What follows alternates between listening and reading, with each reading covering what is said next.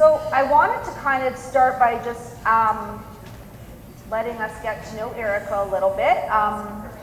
So I want to hear a little bit about your background story. I think Brantford girl, how did you get started in softball? Anything you want, where you go to school, family, all that. Definitely. First off, thank you everyone for having me. I'm a little nervous, but I'm really excited to be here.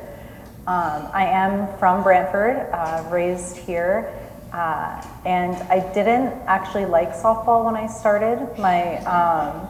My parents put me in it, and mostly just because my neighbors and my friends were playing. So I played t-ball.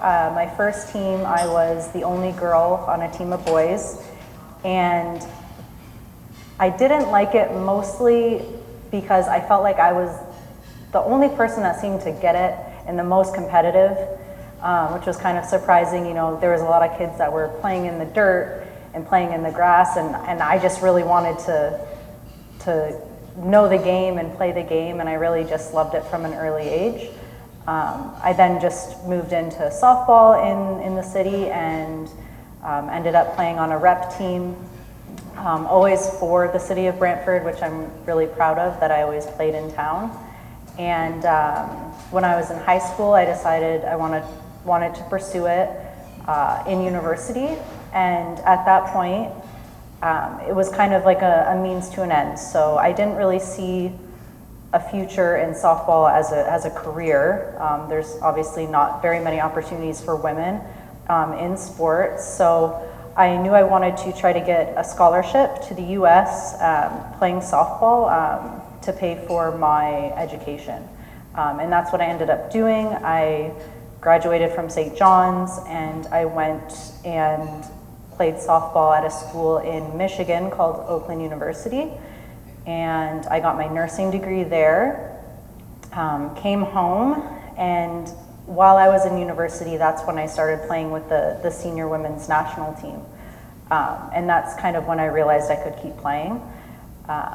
And so between graduating from university, coming home, still playing with the softball team during the summers, just kind of balancing that.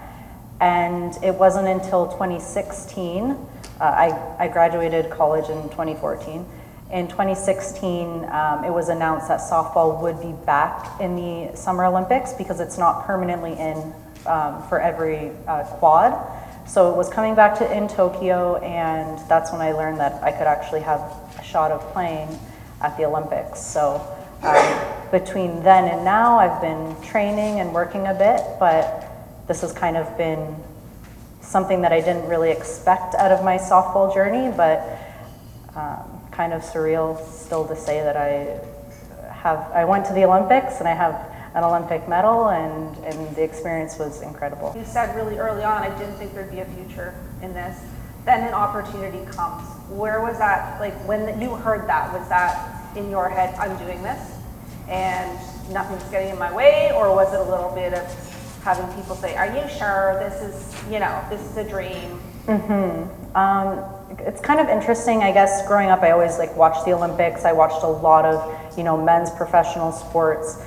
And I never, people will ask oh, who were your role models growing up? Who did you watch? And to be honest, there weren't a ton of women that I looked up to because I just didn't have that exposure.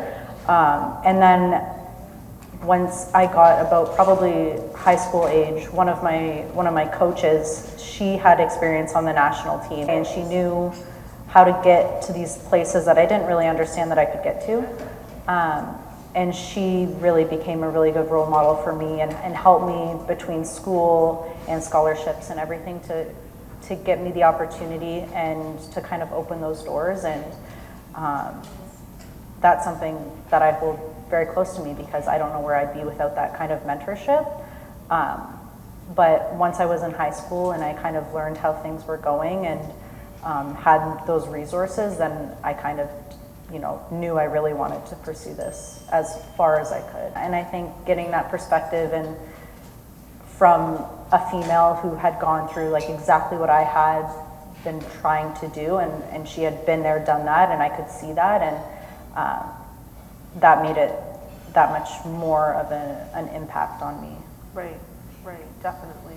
So you made that decision. What had to change in your life when you made that decision to pursue this Olympic dream, and just in terms of training and how you spent your time, your relationships? So I was, like I said, I graduated university, came home, and then it was kind of hard. It was like, okay, I have a nursing degree. How does that work as far as finding someone who will employ me while I have to say, can I have the entire summer off? Because that's when our season is, you know, like I had no idea how that would work.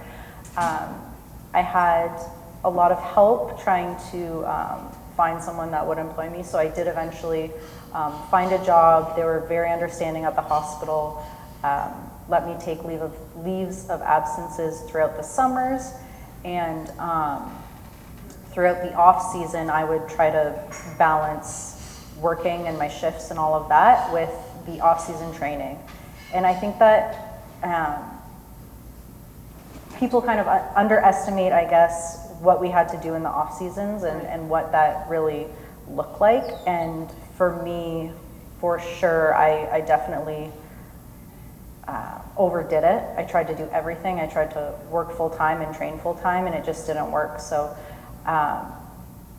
eventually, I think in 2017, I really scaled back on the nursing, and training full time was truly like a full-time job. And I kind of ate, slept, trained softball until this summer, and obviously it was extended another year with COVID for their training, which was also difficult, but it's been a full-time job for sure.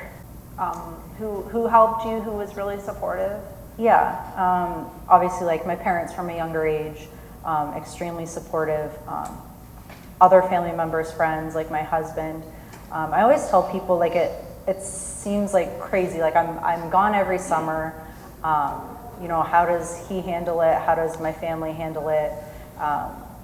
It's tough to navigate, and it's not easy. But those people in my life, I have them in my life, and they're in my life for a reason, because they are so supportive. And I try to, you know, have people around me, and I always encourage everyone to do this, that, you know, really will push you towards your dreams and encourage you to go follow those crazy things you're doing, because like that's where you can get the most out of yourselves. And so I love them all for being so supportive, and I couldn't do that without any of them. But definitely the people that you want around you. Yeah, Team Erika.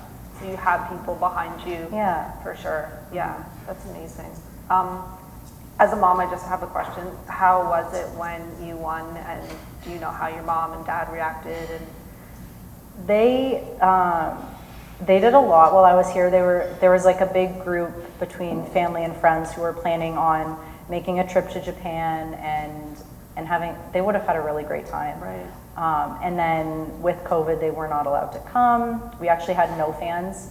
At one point, they were going to be allowing Japanese fans in the venue, and then they decided to have nobody there. So it was very strange playing in an empty stadium, but my family stayed up. They watched every game. My parents had kind of like these little viewing parties every night, whoever wanted to drop in, and I felt for them almost. It was harder for me to see that they weren't there, because they're so much part of this journey. Right. And so I really wanted it for them to be able to see it and watch. So it was hard in that respect, but I knew that they were doing a lot of really fun things at home, and it made coming home and seeing them extra special. Yeah, yeah. Now, I'm thinking, as you're talking about nursing, you know, high stress job, training, trying to have a life, what did you do to keep the mindset where it needed to be and keep your eye on the prize, aside from having the people supporting you, which you said is really helpful? What kind of inner dialogue, self-talk did you have to develop to keep motivated? Yeah, I think that from my first year on the team, 2013 to even like the last year or two, like I've done a lot of growing and developing and kind of training my brain, like you said, for how I was going to kind of get through things or keep training, and just a lot of being present. I find has really helped me. You know, it gets really daunting when you start looking too far ahead, or a goal seems like so far away. Like when the Olympics were postponed, suddenly we were trying to ramp up our training and do all this stuff, and then it's pushed another year. So now what? Disappointment, and then having to pick yourself up from that. Instead of looking ahead, even in the next month, you know, it's what can I do this week, or what am I doing today, even if I didn't really necessarily feel like motivated throughout days in the pandemic. What could I really control today and do the best in that little, you know, piece of time or in that activity, and really give it my all, and just trying to keep, like I said, as present as possible and not get too almost intimidated or overwhelmed by the things further in the future. The path that's in front of you, Yeah. and staying right Yeah. one step at a time. Yeah. Which kind of brings me to ask a question around the concept of perfectionism, because I think if we're honest, a lot of us in this room are perfectionists. We hold ourselves to really high standards. My assumption is Olympic athletes are probably guilty of that. How do you manage that, and how do you keep yourself from holding your bar to a point where it's hard to reach, or feeling discouraged? I think I am definitely kind of a perfectionist, and it's been hard to kind of unlearn that. I think that when you can have a space where you feel like you can be comfortable being vulnerable, that's really helpful. So, like one of the challenging things with our team, we got together in the spring in March, and there were 20 of us, and we had not had the final roster announced yet. So we were doing all this training, playing all these games, doing all this work, without knowing if we were going to Japan or not, and if we were going to have the chance to play at the Olympics. Wow. And that was stressful, and you kind of have to, it almost feels like every practice is like almost like a tryout. Right, yeah. And you're competing with, but also, if you want to think about it, against some of these teammates of yours. And so we really try to, as a team and as a program, to be able to be very vulnerable in those moments. And we were really working on, you know, like, we don't need to be perfect. We want in those moments, you know, to try new things, to push your limits, see what you can do. If you make a mistake on the field, like, that's totally okay. And getting over that, as far as like, oh, I made a mistake in this period of time where I'm not guaranteed anything. So just trying to get over that, and working towards, you know, I'm not here to try to make the team. Our big outlook was like, we're here to train to win the gold medal. And so having that mindset and being okay with failing or making a mistake in front of others, it really changes things as far as trying to be perfect. Because if I tried to be perfect, then I probably wouldn't have been able to progress as a player as much from March until July. Right. And obviously you had to learn to get a thick skin and respond to criticism. Anything you picked up in terms of a mindset thing, or picked up from teammates in terms of how to do that? Totally. I think I think about how I receive criticism or feedback like years ago versus like the last few years. It's been such a growth. I mean, the first thing I think about is, you know, who am I getting this feedback from, or this criticism, however you want to see it. Is that someone whose opinion is important, they matter, they know what they're talking about? And then from there, I've just really had to learn, you know, what is the message instead of like how it's delivered. Because sometimes I think that, like, I for sure have lost some of what the message is saying because of like how it was said. Right. And I try not to, you know, give that person a little bit of grace and say like, okay, what were they trying to get across? And so just trying to approach it that way and take the information from that perspective. And in the same way, like we really cultivated a culture of like being accountable to each other as well. So it's also on me to give feedback to my teammates or even to a coach. So how am I delivering that feedback to them? And I'm hoping that, you know, that's a hard thing to do. And I know that I'm not going to deliver it perfectly. So I'm hoping that they're also going to take my words for what they are instead of like how I'm saying it. Right. So it's a two-way street that way. But the more feedback I get, the better. And even if it kind of hurts or sucks in the moment, like that's what I need. I need that outward or that outside view to help me, and it ultimately just helps me get better. So yeah. And like I said, in the moment, and then putting yourself away from that visceral reaction. Yes. And knowing realistically, most of the times we've received feedback, made a mistake, been criticized, that's actually some growth. Yeah. And keeping that in mind, I would imagine, pretty key. Yeah, so important. So fast forward us to after this tryout time and when the picks were finally made. How did that feel?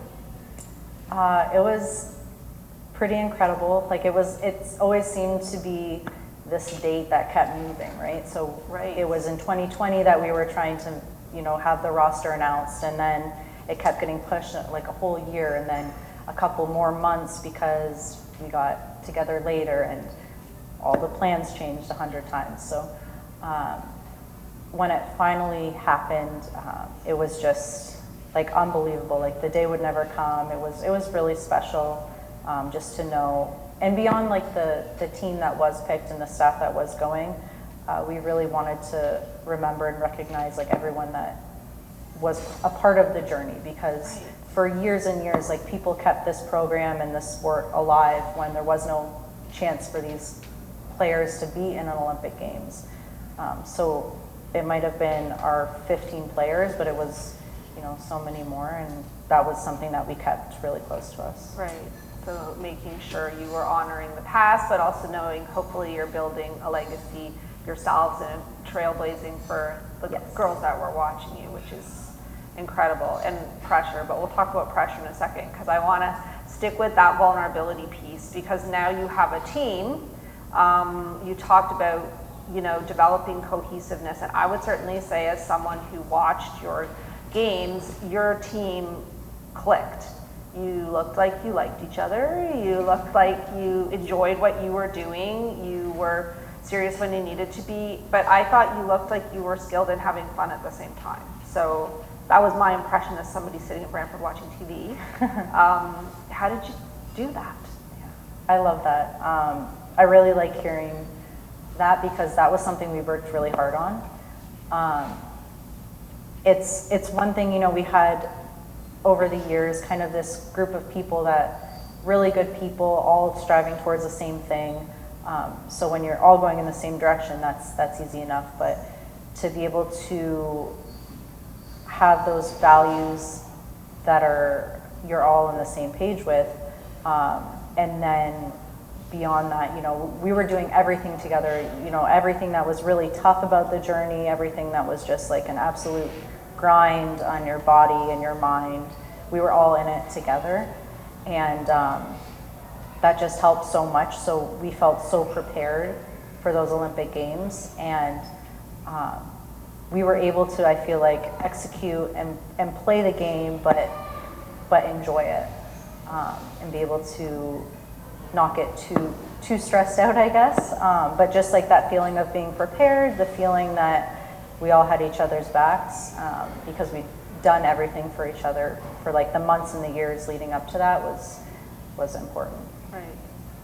So learning how to be vulnerable with your teammates, sharing good days, bad days, that kind of thing. Mm-hmm. We did a lot of like really easy activities. We'd talk about, you know, your highs and low, what's your high and what's your low of the day, and just starting a dialogue, talking about simple things, something you might know about someone or something you didn't even know was going on at that point for that person.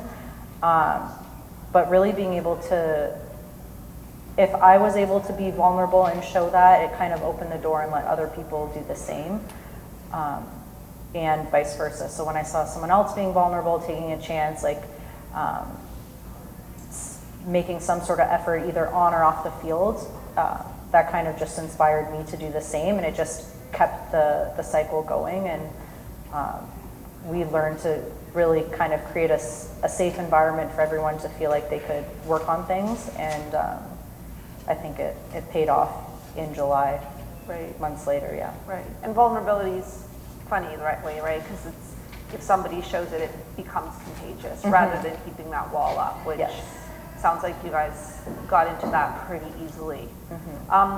Now, when you're on the team, and forgive me if I'm asking a silly question, but when you get on the team, is there shifts in the position you're playing, or are you kind of then trying to show the coach what you're going to be playing as a position, and then again, does it go back into checking out what everybody's doing, and almost, I don't like to say competitive mindset, it doesn't sound like that's what it was, but knowing that you had to put your best foot forward even once you were on the team? So there were 15 of us named to the final roster, and at one time you have 9 or 10 players playing. So obviously I would love to start all the games and play all the games. But I think the way that we kind of approached it was more like, if I was battling for the same starting position as someone else, we're not necessarily, you know, competing with each other. We're pushing each other to be better, so that collectively, like as the team, we can put the best team forward. So trying to get away more so from like the individual competition of it, and see it more as like, I'm going to push you because that's going to make the team better, and you're going to push me because then we'll be better as well. Right. So that's, I think, how we looked at it, and so, I mean, we're all very competitive people. We all wanted to be, you know, playing every game. We all wanted to be playing in the gold medal game, all of those things. So I think that mentality just pushed us to where we needed to go. And what about that resilience piece? You can't win every game. What happens when you lose with that team? How did you handle it? Emotions, all of it. I think that we were very good at it. At the Olympics, we were playing every single day with a very quick turnaround. And so honestly, like a lot of resiliency, I think, was built like everyone's dealt with, like through the pandemic. So when we were training and couldn't do anything and our plans were changing, you know, just, you know, the understanding that plans are going to fall through, things aren't going to work out, and how are we just going to move forward from there? And so at the Olympics, we would play a game, we would come home back to the village, we'd eat, we'd shower, and then every night we were having like a team meeting. So we'd have a team debrief, which we basically quickly reflected, like we do a lot of reflecting, so, and as quickly as possible. So we would be debriefing, talking about the games, what went well, what we need to work on, discuss it, and know what we were going to do and change from there. And then we had to honestly like forget about it and shift to the next game. So we would kind of half reflect on the game we just played, and then half, you know, work on the game tomorrow. Looking forward. Yeah, because we didn't have time. Like you really had to be really quick. And have a short memory, because you were playing the next game, and the next game was the only game that mattered at that point. So every day we were doing that, and we lost the game to Japan in the round robin, which essentially eliminated us from the gold medal game, which was devastating. Like we thought, and I mean, I think we still all believe that we could have been in that gold medal game. Right. So when we did lose the game before, we had to regroup so fast because we still had another game tomorrow. And that game, if we didn't win, that would knock us out of maybe the bronze medal game. Right. So you really had to just like get rid of it. What's the next game? What's the next plan? Which sounds so easy, but is not easy. No, Yeah. it's not easy. Yeah.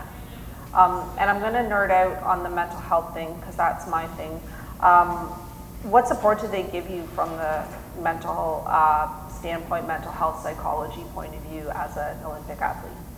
Our program had a sports psychologist who came with us. I mean, throughout the pandemic it was hard, but he traveled with us almost throughout the entire season this year, and we've had him for a couple years, and just really working with him as a team on kind of culture things. We would work with him individually in some sessions, exactly what we would need to work. I mean, softball is a very mental sport. There's a lot going on, there's a lot of strategy, and there's a lot of failure. As you know, as a hitter, I'm not getting a hit even half the time. So it's really a lot of work for him because we had a lot to work on ourselves. But we did have someone that was with us all the time, just trying to work through either softball specific things and sometimes just whatever else we needed. I think this Olympics with the Simone Biles dropping out of her competitions because acknowledging that it was a mindset mental health thing. I mean, I think that's a tremendous, I mean, as a therapist, I'm thinking her therapist must be just so proud of her. Because she made a really hard decision. She had to compromise all these things you're talking about, right? Weeks, months, years of training. As athletes there, I mean, you probably couldn't avoid that story. How did that make you feel? How did you empathize or, you know, feel for her? Yeah, I mean, I think, I mean, for me, I was personally like that's hard to do, like you said, like that. She had a lot of expectation and like all of this media on her, and as like another athlete, like that made me really proud, and I was really not excited that she had to do what she did, but the fact that she did it, and just kind of lets people see a little bit more of what's going on and the pressures and the things that we're dealing with, and for her to make that decision was obviously huge and pretty cool to see it. Right, and I think it impacted the collective mindset in terms of that concept of competition. And, you know, on social media, you saw old clips from, you know, Mary Lou Retton, whatever, where essentially girls were being pushed to do things, and then to see where we are now in this young woman doing what she needed to do for her. I mean, that to me is tremendous. And it takes me also to a question I have about women in sport. I felt like women were standing behind her, men were standing behind her. And I think as women, sometimes we get a bad rap that we don't do that, right? We're competitive and we can't be kind to each other. Any comment on that in terms of, again, we've talked about teamwork, just women in sport in general, how women can get along and kind of get rid of all those nonsense comments about what women do or how we behave? I mean, for me, for sure, it's a lot of kind of like unlearning what maybe the media or what I've grown up hearing about, whether it's women in sport, women in your career, or whatever it is. So just kind of even just seeing what I can do to be better, and how, you know, I'm really trying not to, I don't want to be judging anyone's decisions. Like if Simone's doing that, then that's what's best for her, and I support that. And if she did decide that she was going to compete, then same thing, I support her, good for her, whatever the case may be. But I just think that if we all kind of work on those little things to support each other and be as non-judgmental as possible, that it just, again, like starts that cycle, gives someone else a good example of how to react or respond, and to, honestly, at the end of the day, I'm trying to be as supportive and give as much exposure and as much push to have women at the forefront of anything as I can, because I think there's so much more that we can contribute that we might just not have had the opportunity to do that. Yeah, and that's what I wanted to kind of circle to toward the end of this interview here. Women in sport, I mean, how do you not as someone who is a woman in sport, I mean, as a spectator, I'm angry that women don't get the opportunities that men get. Never understood it. How do you deal with that? I mean, like you said, up to recently, you didn't even think you would ever be an Olympian. Mm-hmm. You didn't think you'd ever have more than a leisure activity of playing softball, and then here you are. How do you get your head around that, and then where do you see us going, and what advocacy needs to be done? Mm-hmm. Like I think about, for me, having the role model of my coach growing up, and having that exposure to her, and me and my teammates, we'll talk about, leaving the game better than we found it. And so, like, what does that look like? How can we help the next generation? How can I assist some other young girl or young boy? Like, I feel like there's a lot of value in being, a role model to boys and girls, and having them see women in their, fields of expertise. And I just, like I said, like as much exposure and support that I can give women moving forward, and whether that is in my sport in particular, any sport, any kind of facet, I think that for me, that's just what I would like, is to just be as supportive as I can, and keep pushing that women can be seen. Right. So what's next for you?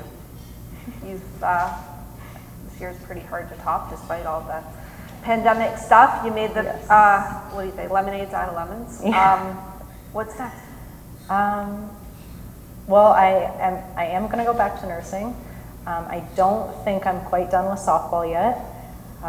About half my team kind of knew, and they felt like the time was right, ready to retire. They were waiting around for this Olympics to happen.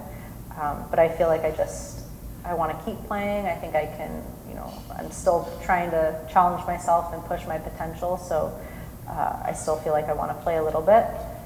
So I'll do that, get back into nursing, and see if I can maybe coach or do some softball instruction, some more speaking engagements, just to see if I can, reach a broader audience and share my journey and what I've learned. So what I read about your team, there was a really wide age gap in the team members. What percentage of those women that that made the team would be coming back? Yeah, we had a couple of my teammates were moms in their mid to late 30s, which is pretty old for Olympic athlete, truthfully. But they're rock stars, so they were in the last Olympics. They retired, had families, came back. So that might be an option for some of these younger players. I don't really know, but unfortunately, there's not much, like we talked about, that you can sustainably play softball professionally until that point. So it might be something that someone leaves the sport, comes back. We'll see if opportunities grow in the next couple of years for women's professional sports and softball. But I'm not really sure who would be sticking around. Right. But needless to say, you're going to be a veteran. You're going to be back having this experience under your belt. Does that intimidate you in any way, or are you excited to rise to that challenge to be a senior member, leader of the team? I love a challenge. I think that's my favorite part about softball, is that it's so hard, and 9 people on the field are directly trying to get me out, and I'm trying to get a hit, and so I think that any opportunity to kind of help the team grow the game, meet new players and see if I can help them out and use my experience, that'll kind of be my goal, and to help them kind of be the ones that might be the ones at the next Olympics. Right. So it'll be a different experience for sure. So one last question. You said going back to nursing. Is the idea of going back to a normal life boring or a relief? Both, maybe. I think that, I don't know, normal life is still, there's so much going on. But I think that even when I was doing nursing and softball in the off seasons, I found that a lot of things translated. What I was learning and working on in softball and in nursing and vice versa. So kind of using what I've learned when I do go back to nursing and trying to integrate those practices in my nursing career. That's something I'm looking forward to. So I think that it's just going to be different. It's not going to be better or worse. Completely different pace. Just different. Yeah. Mm-hmm. Yeah. Well, thank you. This has been really interesting. I mean, again, I'm proud. I didn't know you until we met last week, but just watching TV and saying she's from Brantford is pretty exciting. I hope you felt that behind you. I did. And we wish you the best of luck. We want to cheer you next time. And I also want to thank you for doing what you do for your real job, because this is not an easy time. Thank you. But thanks, and we really appreciate it. Thank you. Thank you for having me.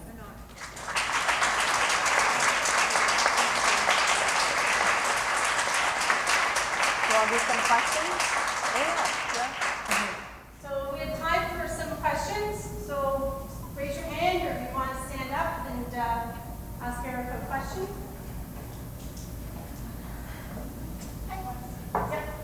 You mentioned after games you go back to the village and stuff like that, and I know this game's a little bit different than previous ones. How did you feel your connection with? I know your connection with your team is really strong with other Team Canada athletes, and how was that around the village and like that kind of culture?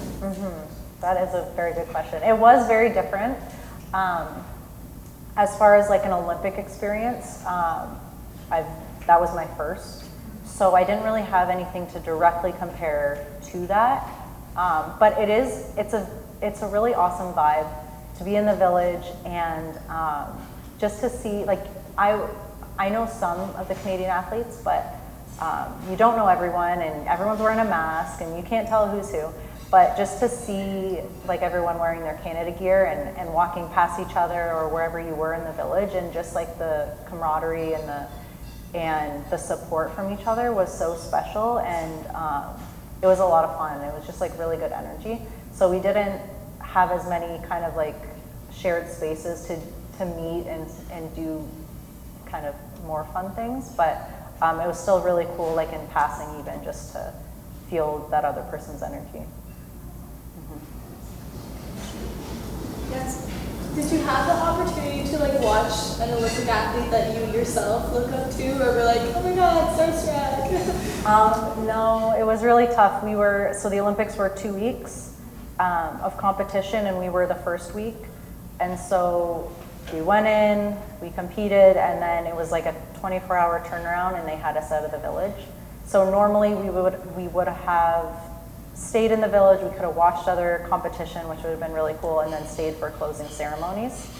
But I mean, and it is disappointing, but at the end of the day, like I always tell people, like whatever the conditions were that the Olympics went on, and however they had to do it, as long as I got to play, like at the end of the day, that's all that mattered. So a little disappointed, but still so grateful that they even happened.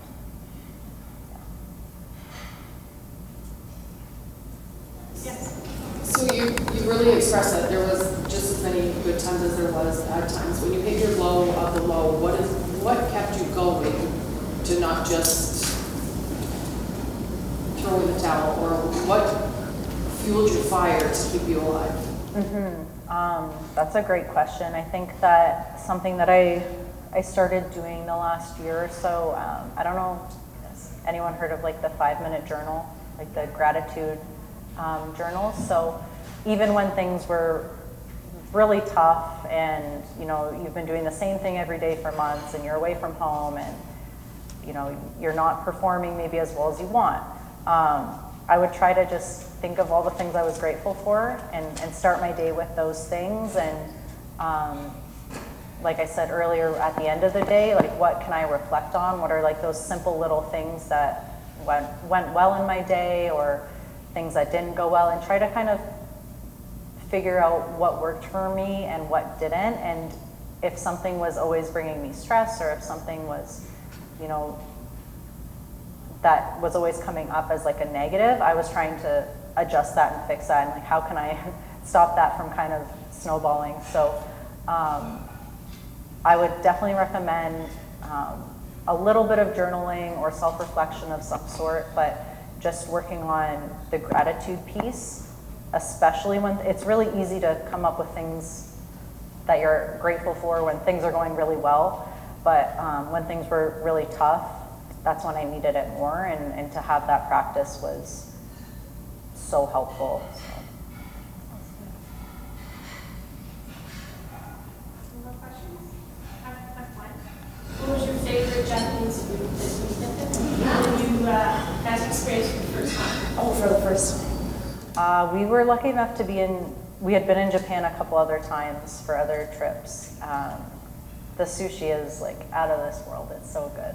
But in the village, actually, in the dining halls, they had really good like dumplings. And I've had dumplings before, but these were like great. So if you ever go to Japan, like you have to try all the food and just be a little bit willing to try anything, I guess. Yeah. Any more questions, ladies? No? Okay. Oh. There you go. Well, on behalf of Ladies Who Lead, we want to thank you for giving your time and your energy on this post-Olympic whirlwind that you're on. We wish you the best, and like I said, we will be, I'm pretty sure we'll all be watching you and your trajectory and cheering you on at the next Olympics. So thank you so, so much for giving us this time. Thank you.